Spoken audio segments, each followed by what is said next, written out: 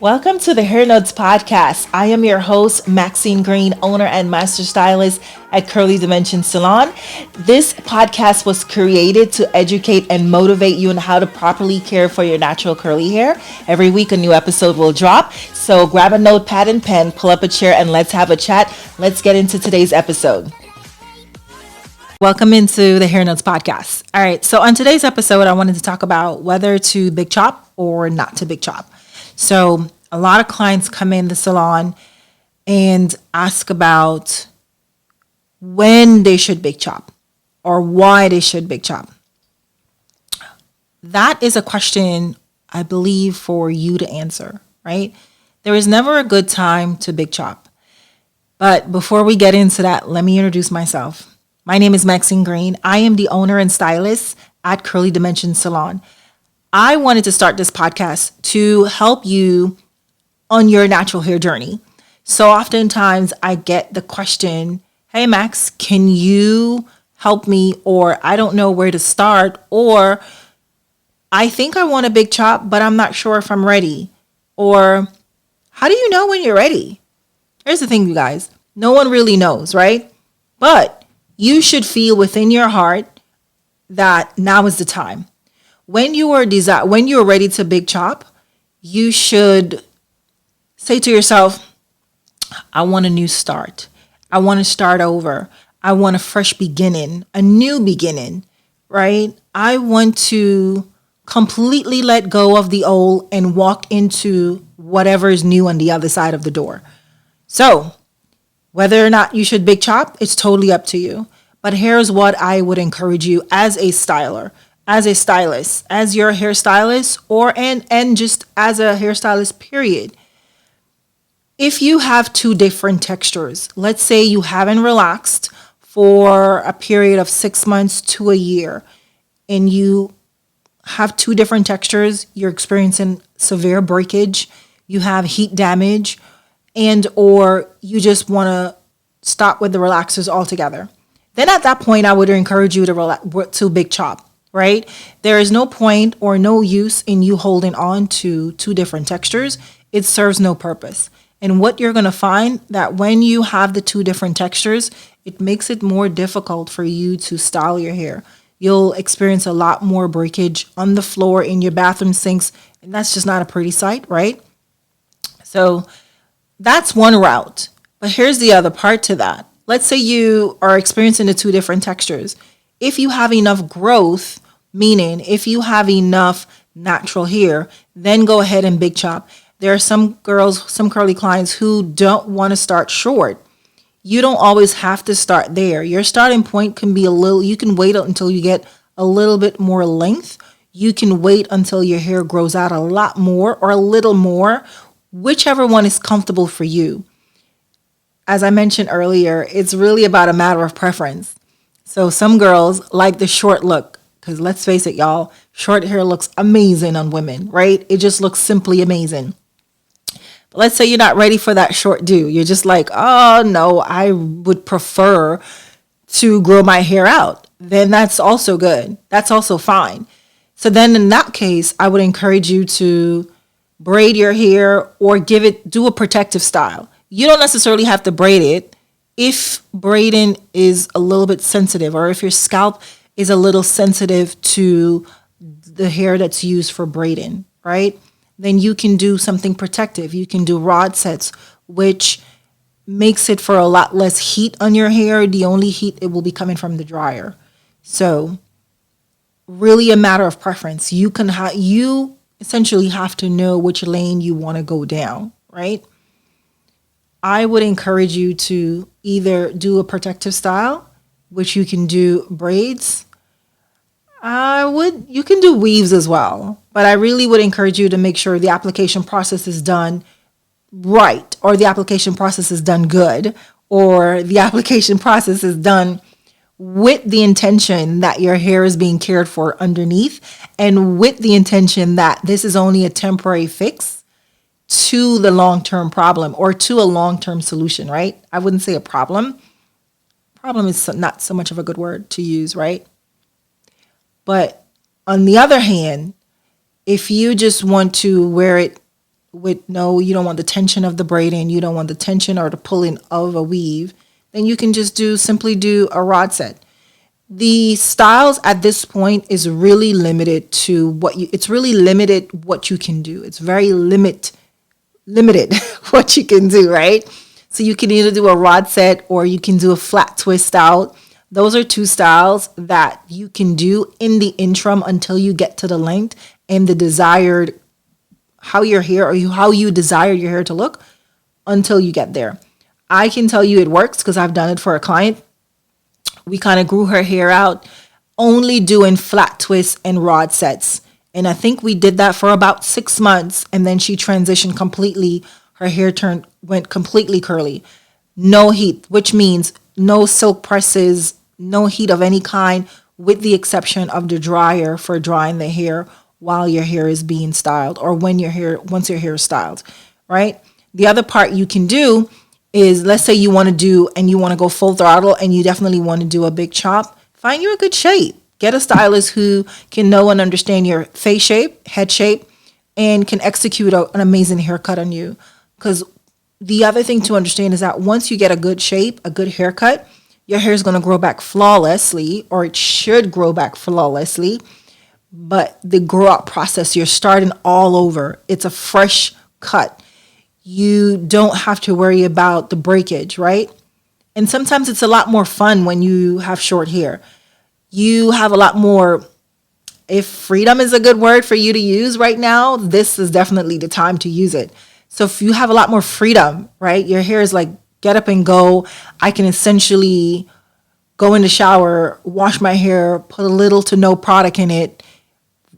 Let me say this. When I say little to no product, that depends on your texture. So if your texture is a lot tighter than most, or let's take, for instance, my texture, which is a looser curl pattern. If your texture is a lot looser, like for instance mine, or it's a little tighter, you want to think about, well, I may need a lot more product or I will need a lot less product depending on what side of the spectrum you are.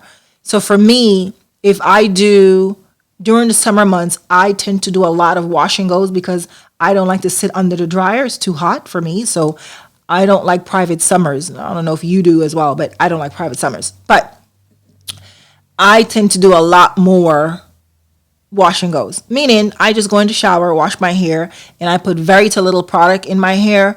I actually put enough product or the products that I know will help define my hair, such as I actually like I do use Diva Curl, their coconut cream styler. That works for me on my hair. Not saying it will work for you, but it works for me. So I'm going to say this. Be mindful. Know what will work for you and what don't. Because now that you big chop, okay, so now what? What's the next step? So this is where a curly hair specialist will come into play for you. So find you a good curly hair specialist within your area that can help you navigate this part of your journey, right? Last week we talked about the psychology of the identity behind and our hair. So this week I really wanted to talk about whether or not you should big chop, because it's a question that's asked so often.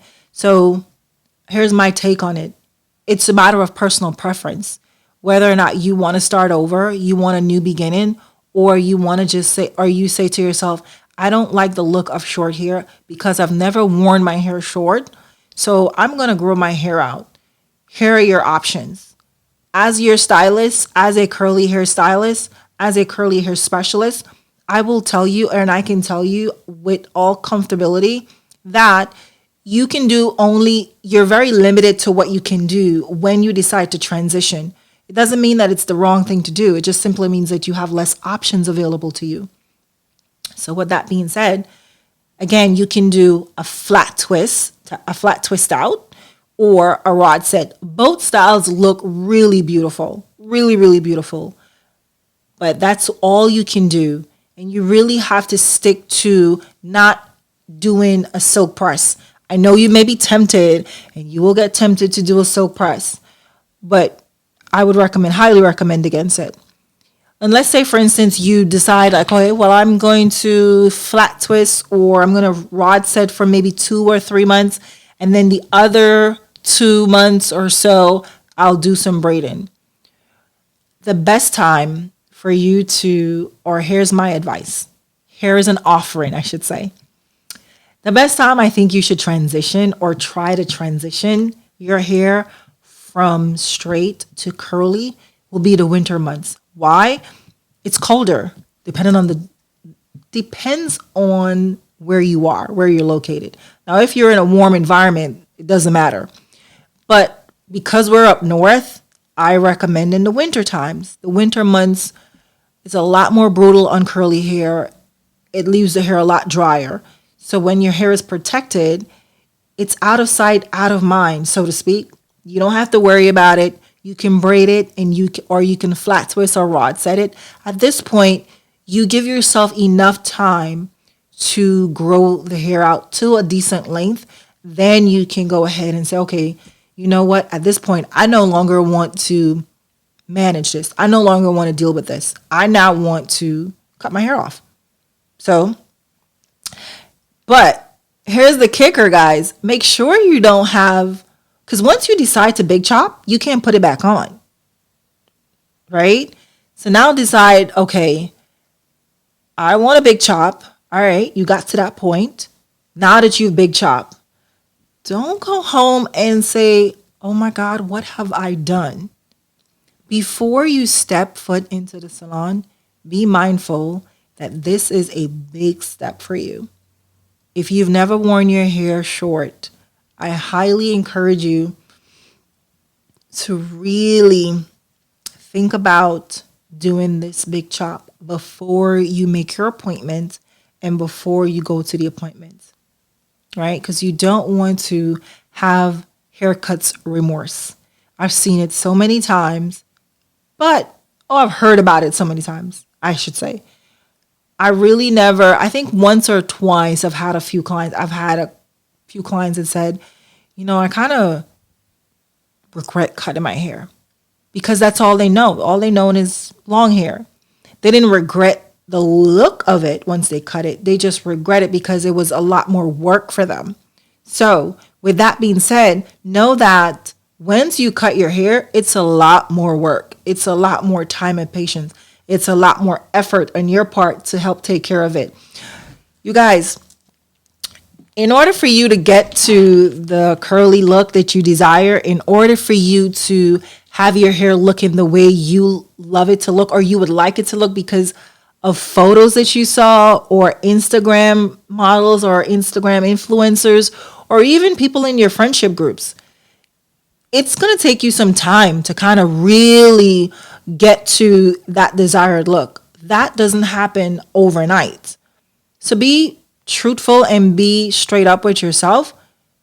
Be comfortable in your own shoes, right? Be comfortable with where you are in your journey. So if you do decide to big chop, great. I think that's the best way for you to go, in my opinion. Why? Because you started over. You got rid of all the dead ends. You got rid of all the excessive breakage that you was experiencing, right? You can now control or stop those excessive breakage, right? And now you're starting on a clean slate, a fresh slate. Now, okay, you own it. You walk in it. Oftentimes I get, oh my God, why didn't I do this before? Why did I wait so long to do a big chop? Duh, absolutely. But here's what I will say. I always say to the clients, it's okay. You're here now. Don't beat yourself up because you decided later on that you were ready to big chop. That's okay. There's nothing wrong with it. You move to the beat of your own drum and you move to your timing. So no one can force you. No one is going to force you. You have to decide whether or not to big chop. No stylist can make that decision for you. As much as we want to, we cannot. We can advise you on what to do. So again, whether it's a big chop or not, personal preference. Me, personally, I strongly encourage you to do it, right? And for many reasons. But the most important reason, because starting over means a new slate. Starting over means a fresh beginning. But most importantly, starting over means your hair has the opportunity to rebound, to start with fresh soil. Okay, so let's think about it this way. You How many of you are plant moms? I'm not. I try to be. I'm really not a plant mom, but I try to be. So let's say you got a new plant and you want to repot it. And you have to repot it because now the plant has outgrown the pot that you've put it in. Right? So now you got to transition that pot, one plant to the other, or you have to divide it. It's kind of the same principle that you have to think about. Maybe not, but you get what I'm going with this, right? So starting over, fresh soil, new beginning. You get to water it, you get to flourish it, meaning you get to do all the things you didn't do prior. And you get to enjoy the journey because now you can see the plant flourishing in a new pot. The plant is growing, it has room to breathe, oxygen is getting in. You can now repot that plant 2 times over. It's the same principle, you guys. Now don't go ahead and steal my ideas about the plant stuff, okay? But you got where I'm going with this, right? So when you start over, it's a new beginning. It's a fresh idea. It's not so much a fresh idea, but it's a new beginning. It's a new page. You get to enjoy the journey, right? You get the freedom, the flexibility. And before you know it, your hair will be back, if not longer, than where you started. Now I want to go back for a second. And I know I mentioned doing it in the winter months. Yeah, absolutely doing it in the winter months. It's colder and you can keep your hair protected, keep it from the brutal of the cold, the feeling of that cold air on the hair. It makes the hair more dry, more susceptible to breakage. You're wearing hats, scarves, and gloves, or mainly hats and scarves. So that also takes away the moisture. So if your hair is in a protective state, it grows faster. When the hair is in a rested stage, you are doing less work, less manipulation, and it allows your hair to grow faster. Try it. It works, right? So during the winter months, it's the easiest time for you to transition, for you to grow out your hair. And then come spring and into going to fall into spring, you can kind of like pull it back a little bit, start to see where you are. If you still want a lot more length, then keep doing it until about, I would say maybe about April. So you're going to start your braiding and then start your protective style maybe about late fall into early spring. Late fall into early spring. It's a good timeline. It's a good couple of months for you, right? You take out. Now, let me say this. I need to say this. If you are going to do protective styles, such as weaves or braids, be mindful don't keep them in longer than 6 weeks. When you take it out, with the exception of weaves, right? So I don't want you to keep it in too long, but I would prefer when you take it out, you make sure that your hair is properly hydrated. You can trim the hair, make sure you do a hair mask, and prepare your scalp for the next go around of doing a protective style. You have to take care of the hair while it's the underneath so that once you are ready to showcase your natural curls, your hair is in a state of like, yes, I've been waiting for this moment to come out. Your hair will thank you later, right? So just make sure you're aware of that. Just be very intentional about how it's done, what you're doing to the hair underneath, and also you making sure that you, in the interim of all that, you are taking the vitamins, drinking lots of water, because whatever you put in is going to come out. So everything works just work together to help you get to the desired length that you would like, or the look that you would like, the desired look that you would like, okay? So, again, with that being said, I'm not going to sit here and tell you, go ahead and big chop. Do I suggest it to my clients? Only when they're ready, only when it's absolutely necessary.